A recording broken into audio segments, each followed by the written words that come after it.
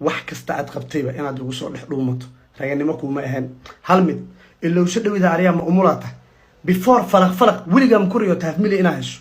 waa maya shirkay wuxuu qaaday heesa aad u fara badan aniguna waxa qaaday heesa aad u fara badan bal inta YouTube ka gashin waxa ii soo keenteen ama waxa ii keenteen hal hees oo shirkay qaaday oo 1 milyan kor u dhaaftay oo kaligiis yahay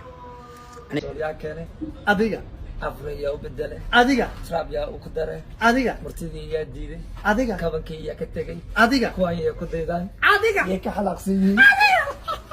aad baan idin salaamayaa saaxiibada meel kasta ha joogtaan halkan waa hadaleynta 14 saaxiibada ku soo dhawaada muuqaal kooban aynu ku eegi doono laba saaxiibo oo heesaha wada qaadi jiray isku soo dhaweey magaalada Nairobi ee caasimadda gudaha waddanka Kenya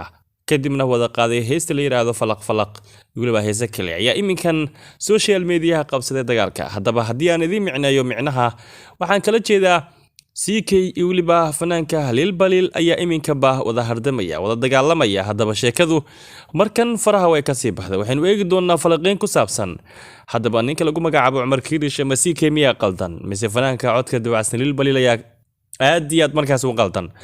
haddaba saaxiibada xog arrimahaasi ku saabsan ayaynu eegi doonaa saaxiibada idinkana soo dhawaada mininkiina weeyaan waxaan idinka codsanayaa ugu horeyntii YouTube-ka Hadaleynta 14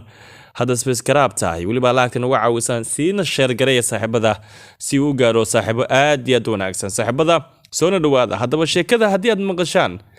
waa la loolamaya ama waa la baratamaya tani waxa ay markaasi gugundhig u tahay dagaalka Halil Balil waliba dabcan CK haddaba saaxiibada arrimahaas aynu falaqeyn doonaa soo dhawaada haddaba saaxiibada social media iminkan waxa aad iyo aad u haysta dagaalka Halil Balil iyo waliba dabcan dagaalka ninka lagu magacaabo CK sheekadu markan faraha way ka sii baxday hatta waxa la isku sheeganayaa CK fiidiyoyada uu sameeyay in markaasi uu hid noqday ama Halil Balil fiidiyoyada uu sameeyay CK inuu hid noqday haddaba saaxiibada maxay tahay maxayna isku dagaaleen haddaba saaxiibada dagaalkan waa dagaal social media weeyaan social media dagaalka ma dhamaanayo waxaad arkaysaa laba saaxiib ah oo wada diriraya waxaad arkaysaa laba qof oo intaas oo sano markaas saaxiibaha haddana kadib maxay tahay sababta ma sheekada caruurta markaa yareed inta badan markaa yareed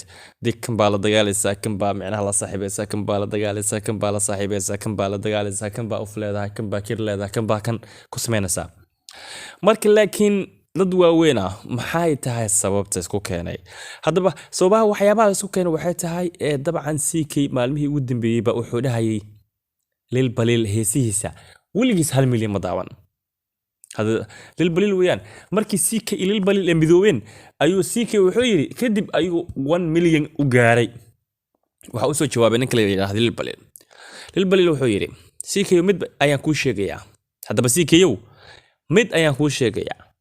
mid aan ku sheegayna waxay tahay niyahow social media kaliya waxa ahayd nin haweenka dabcan wax ka sheega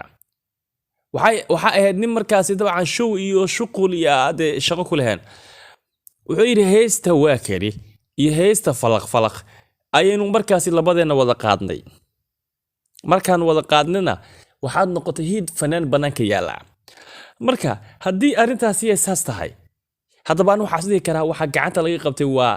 CK weeyaa sababtoo tahay Halil Balil wuxuu ahaa nin hid ama inta badan markaas social media hadda dabcan muddo ku jiray marka CK iyo Halil Balilna isku meel ma la noqon karayo marka xifaaltan baa socda xifaaltankan wuxuu wanaagsan yahay in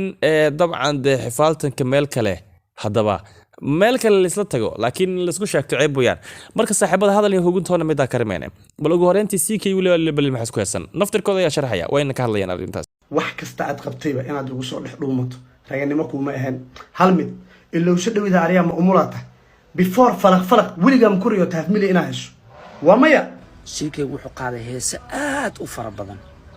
aniguna waxa qaaday heesa aad u fara badan bal inta YouTube ka gashin waxa ii soo keenteen ama waxa ii keenteen hal hees oo CK qaaday oo 1 milyan kor u dhaaftay oo kaligiis yahay anigana heesta u dambeysay soo qaaday kistay ahayd wow last song muxuu ahay molo 1 milyan kor u dhaafeen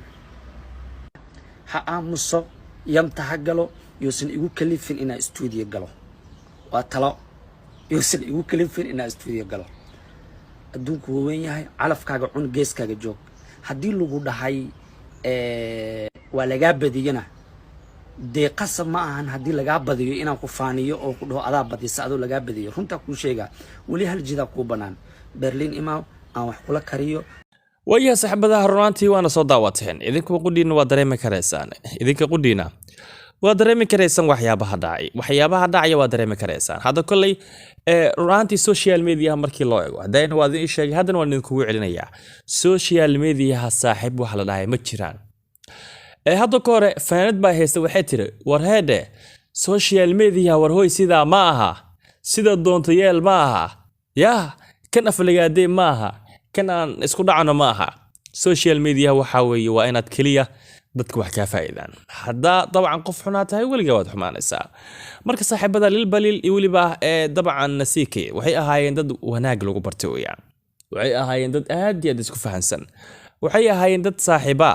waxay ahaayeen dad markaasi dabcan dewaaka oo wax badan soo sameeyay weeyaan marka saaxiibada muuqaalkan ma doonayo inaan ku sii dheeraado waxaan idinka codsanaya ugu horeyntii in YouTube-kaada leenta 14 noo subscribe gareysaan like-ta iyo waliba share-ta waa dadkeena weeyaan saaxiibada muuqaalkiisa igana